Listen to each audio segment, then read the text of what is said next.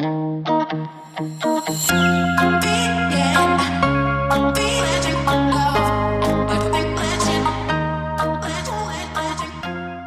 apologies for the length of time that it's taken me to get this project started again for part 2.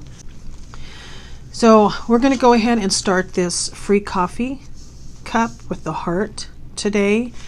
And what I was going to do is to show you, I usually use a size 24 tapestry needle when I do my cross stitch. And I do it across the board. And I know that, so like here, these are 18s and 22s. This one is a 24, and you can kind of see the difference in the sizes of these needles.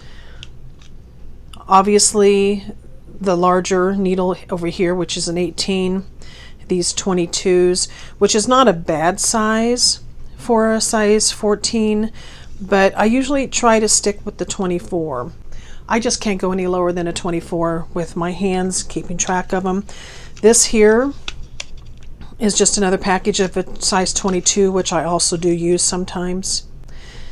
And what I'm going to say here is, let me get a little bit closer to, that the holes in the fabric of the Aida cloth, you know, people worry about the size of the needle, and I'm going to go back to that, which is why I just kind of stick with one. So I've had this needle in here for, well, a long time, since the last video, to mark my center point. And even if I take the needle out, you will see that if it had been laying flat, and like I said, I've had that in there for a long time, you would not be able to tell where the needle was. And so really, the holes in the fabric are fairly, what I want to say is forgiving. So even if you use a larger needle and you're pulling it through, that hole in most cases isn't going to expand too much. But anyway, so I pulled the thread out of my containers, and I'll just show you one.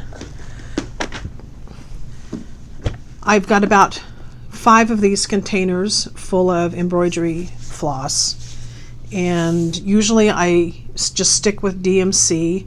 If I absolutely can't find a color, you know, you could go to Anchor if you wanted to find an equivalent, but usually I just stick with DMC, and if some days that means I've got to hit 3 stores to find all my DMC thread, I do.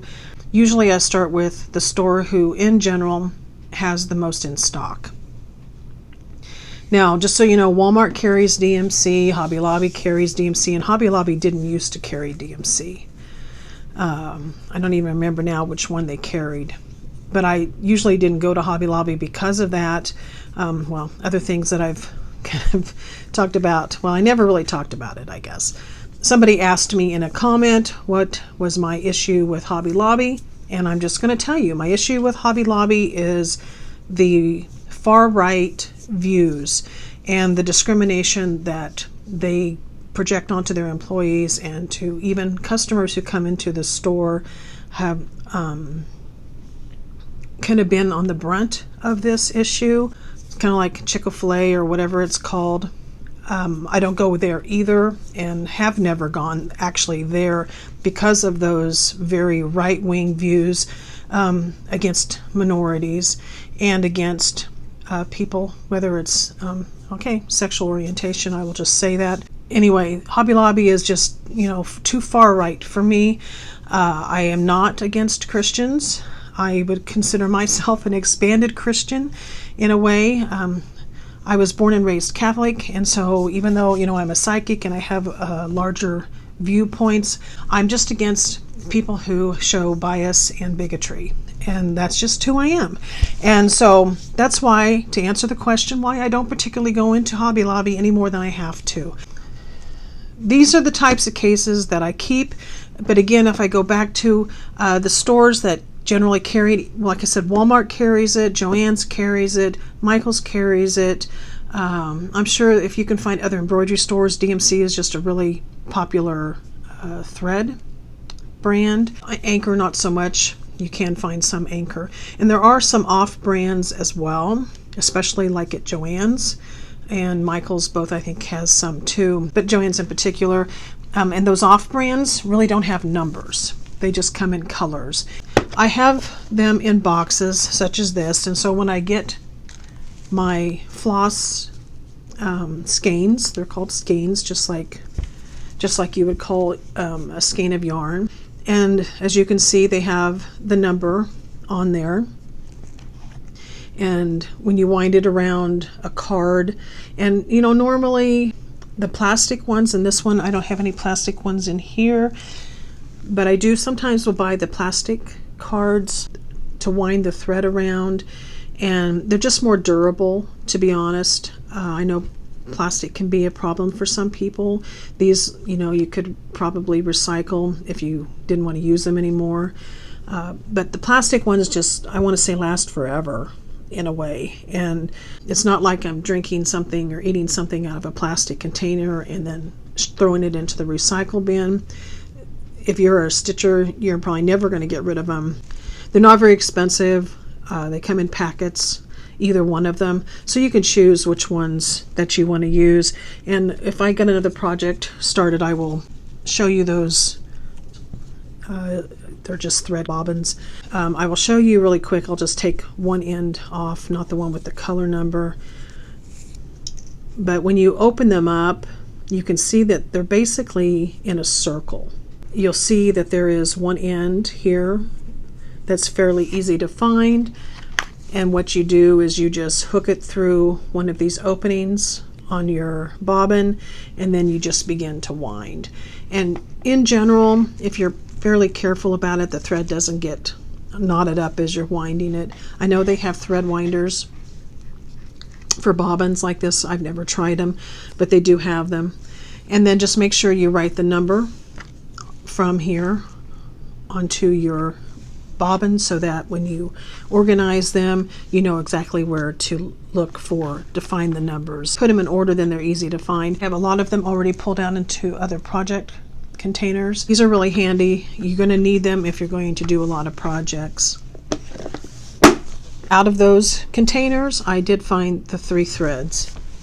Since I know where the center of my design is already, I'm going to go ahead and start with this color, which is signified or symboled by an X. And that color is a DMC 898, which is this darker brown.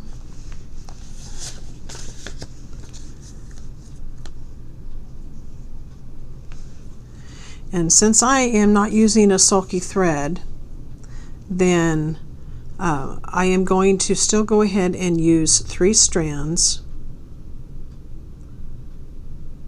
And what you can do so that you help with the detangle process is hold your finger pretty tight on the 6 strands and pull 1 strand out like that at a time. If you do 3 at a time, you know, just separating 3 strands, you have a greater chance for tangling. Normally, I think I showed you on one of the other FlossTube videos about the tangling on that sampler, which was a kit, and they came in, I don't know what you want to call it, but they were on the cards, and the tangling was so bad that I had to wet my thread down in order to get it to not tangle. But normally when you are getting it in skeins like this, you don't really have to worry too much about the tangling, but it still is best to separate the threads. And then after you separate them, then you go ahead and put them back together. In general, you'll find too that the threads, when you're sewing on your project, just lay a little bit better too if you have separated them.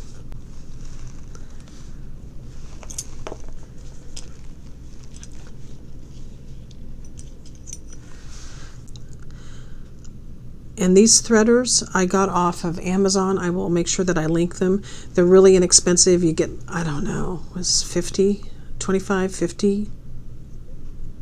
in a package. Very inexpensive, but I'll tell you that these little wires are just about the same on the little more expensive ones, and the more you use them, they of course will just break. And so for me, I have found that using just the cheaper threaders to me are just as good, and the same with the finger thimbles, which they call these needle pullers. They have ones like this, which I think this is a Clover one. I'm trying to remember. A more expensive brand. They eventually will stretch out and wear out here. And the other thing too is you'll notice these holes in here that every once in a while, if you're using it, you can poke right through that hole, and that does hurt. So I do have these, and I do use them occasionally. And if you have fingernails, this is great for you, and maybe even better if you have fingernails, because then it's designed for your fingernail to go right out the top of it. For me, these are just fine because I don't have nails. I have kind of brittle nails, and they either split or chip. But anyway, so this is my size 24 needle, and I am using the tapestry needles, which are blunt on the end.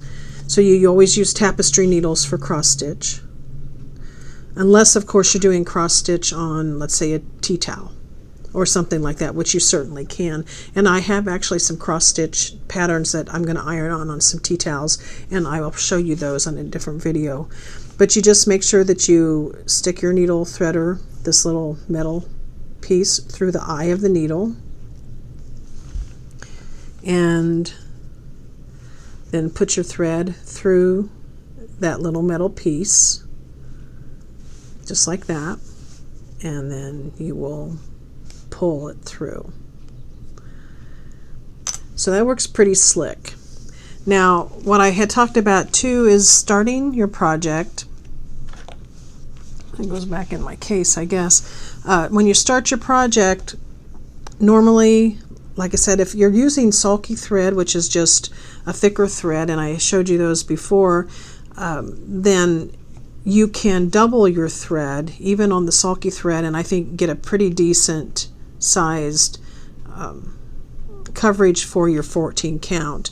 But because I'm using this thread and not the sulky, and I have 3 strands, you can't really double it and do the loop method when you start. You have to do the method that I learned by, which I don't really like to do since I've learned how to do the loop method, but I will do it anyway on here. So this, to me, I did fold that. That doesn't look like in the half. Now what you can do, and what I did over here, was I used one of these kind of hoops, but it's a larger project, and the fabric is more thin and flexible. With 8 count, it works really well if you're going to do the wood frames, which I've showed you also in one of the other videos. You can, with the roll scrolling, I guess they call them scroll frames. But for this small project, I actually am just going to just hold the fabric in my hand because it's stiff enough to hold. I'm going to keep trying to zoom down a little bit more. So I know from before, and we talked about this, was from the center point, which we determined was here, we skip one and go up one to start. So what I'm going to do here is I know that I need to start right here.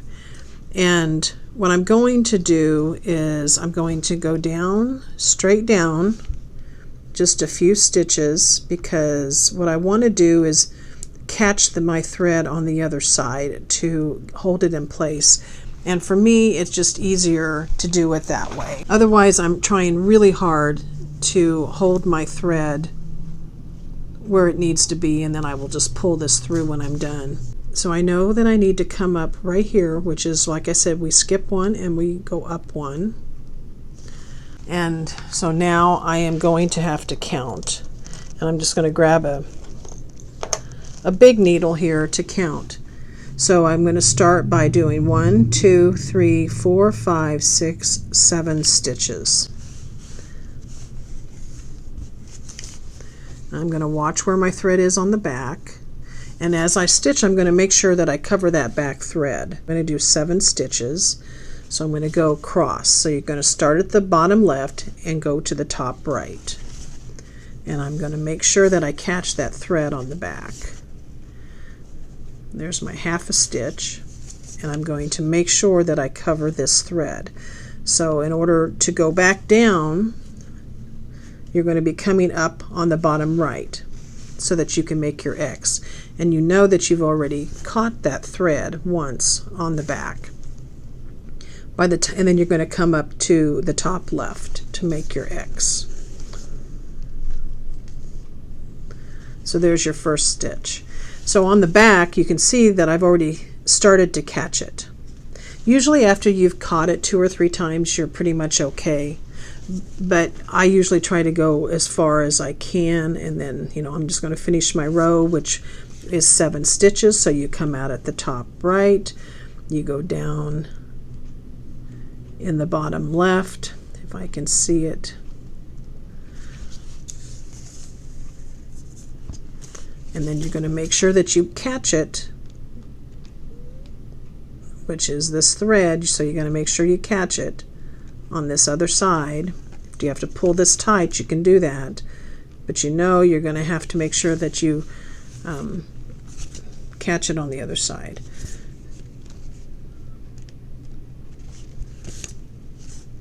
And sometimes, like here, you may not catch it again until you come back up on this side. So I'm going to come up on that bottom right, pull it tight, and then make sure that I continue to catch it on the back, which I am.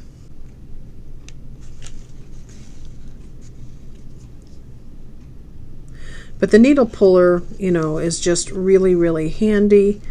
Helps you grip that needle. And I don't know, the older you get, at least for me, and even for people who I guess aren't old, being able to grip this needle just is so much easier. And so I'm still catching this on the back, which is good, because it's going to hold that thread in place when you're done. And I'm already kind of getting close to it, so what I'm going to do here is cut that thread right at the base, and then I don't have to worry about catching it anymore. So I don't know what I did with my little tiny scissors, but I have a little tiny scissors that I use specifically for cross stitch. So let's see, here I didn't catch this one thread, so I'm going to have to make sure that I catch that a couple of times before I cut that thread.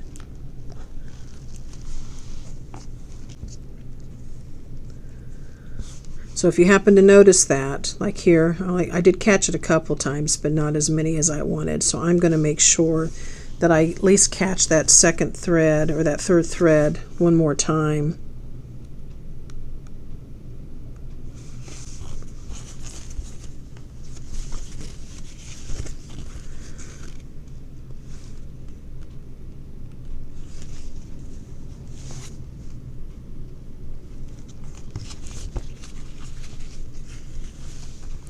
Once you get it started, then it's not so bad. I know that I hate starting them.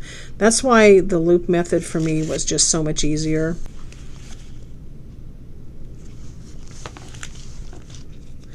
And these are really stretchy. So you can make sure you get one that fits your finger really good. If you get it too big, it just comes off. It's too small, it's a little tight, too tight, but actually too tight's better than too loose.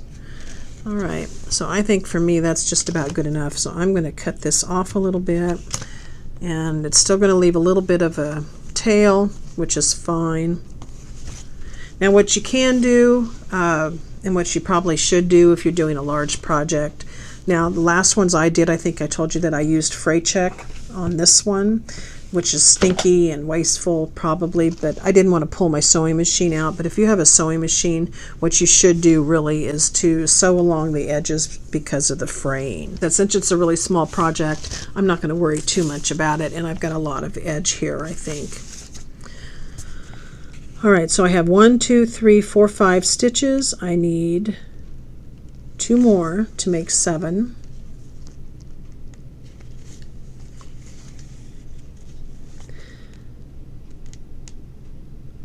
You can also buy patterns that are already pre-printed, and I have never purchased one of those.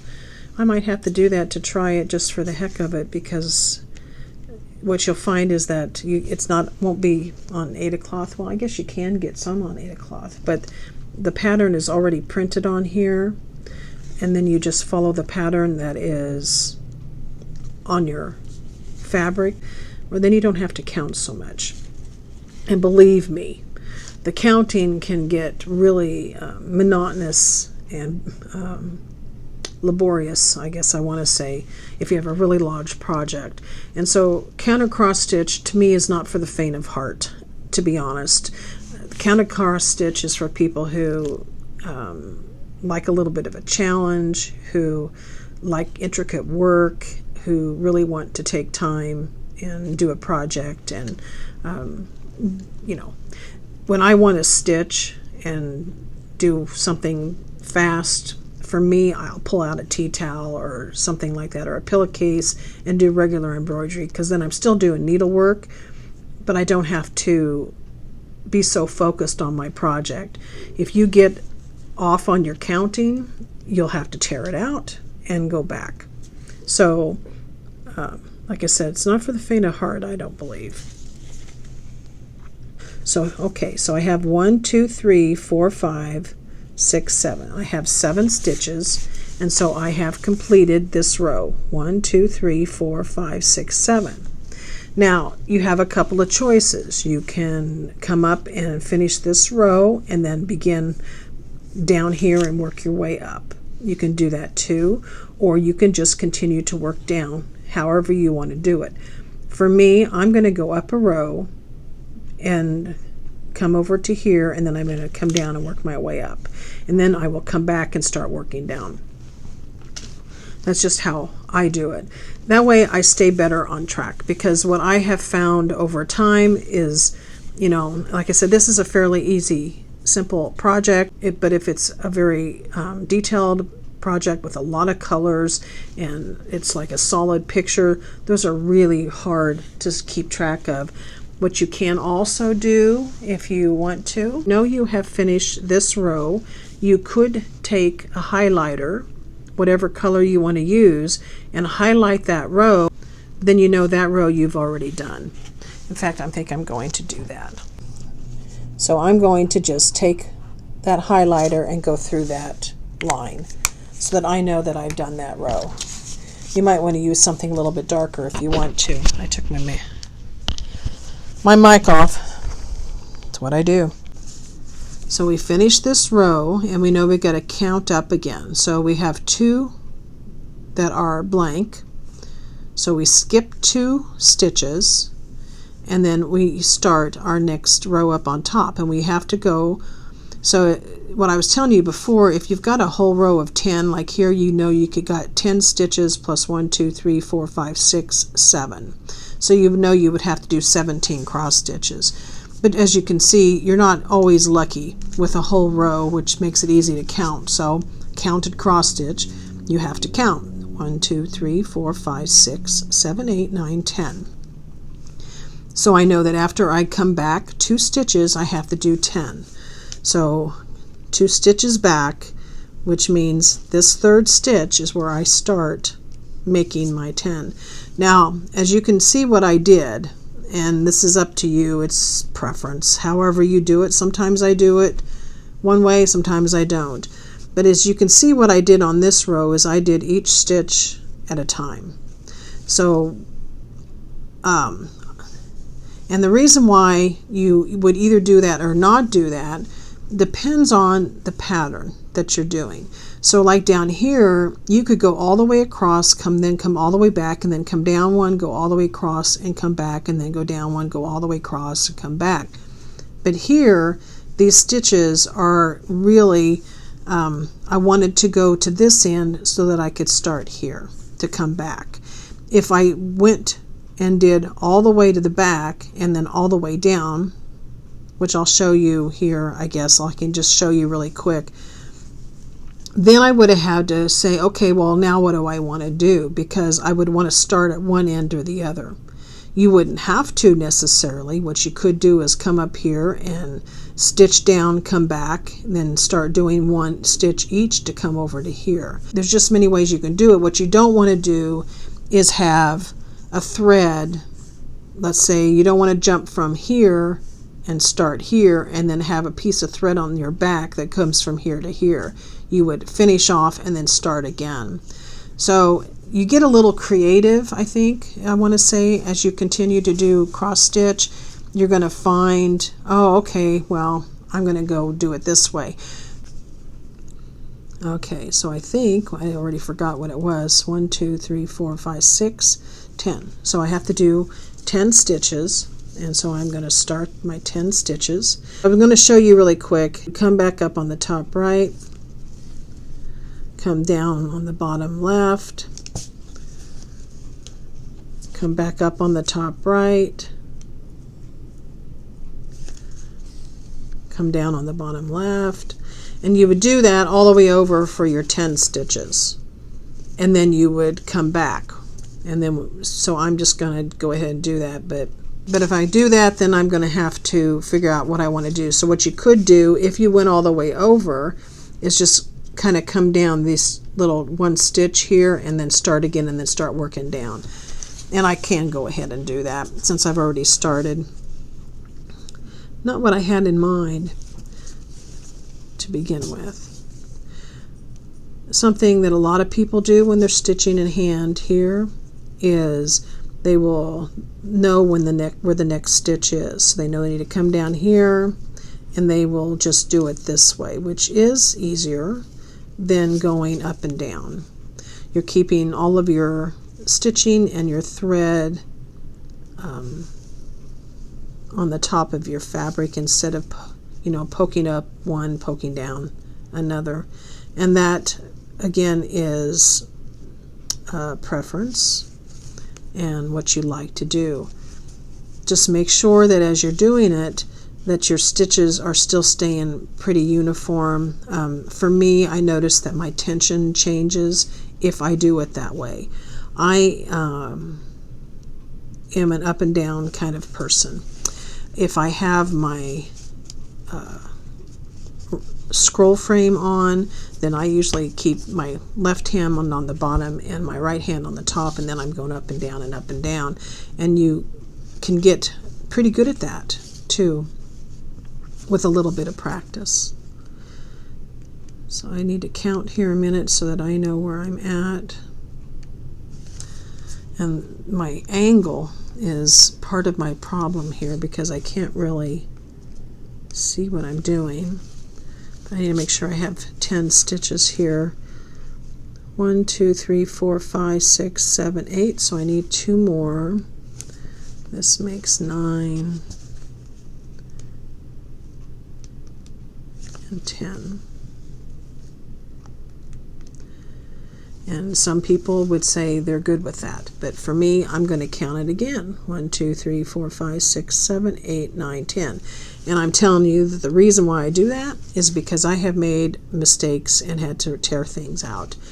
And to be honest, I hate doing it. I don't know if anybody really likes doing it, actually. You'll end up doing whatever you feel like you need to do to stay on track with your pattern. But again, my suggestion is for beginners or people who have difficulty with patterns or keeping track or, I don't know, seeing, sometimes like I do.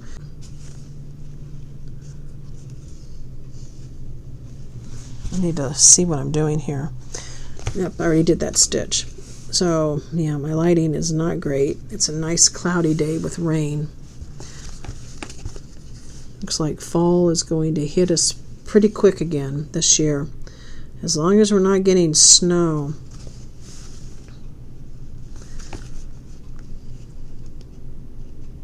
It's, like I said, last year it snowed really early in the season and we had it all winter long. And I'm kind of dreading that. I'm just going to affirm that that's not going to be the case.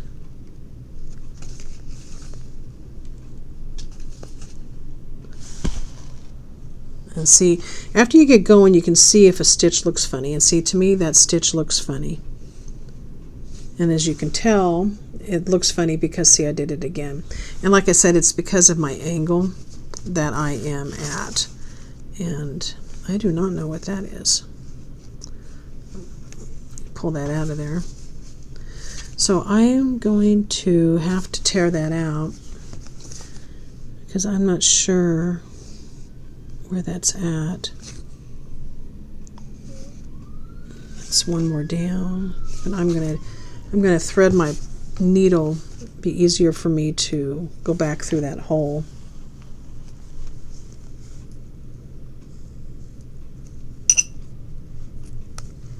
What they did before needle pullers, right? Invest in a bunch of little needle pullers. You'll be so much happier. Hopefully I can go back through that same spot and I don't have to try to figure out where it's at. Yep, that was it.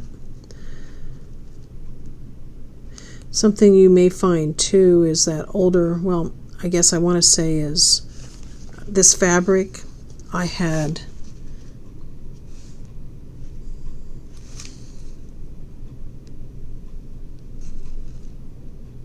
well, that's right, it just looks funny. I had washed, remember, and dyed, and so the feeling of the fabric is less stiff.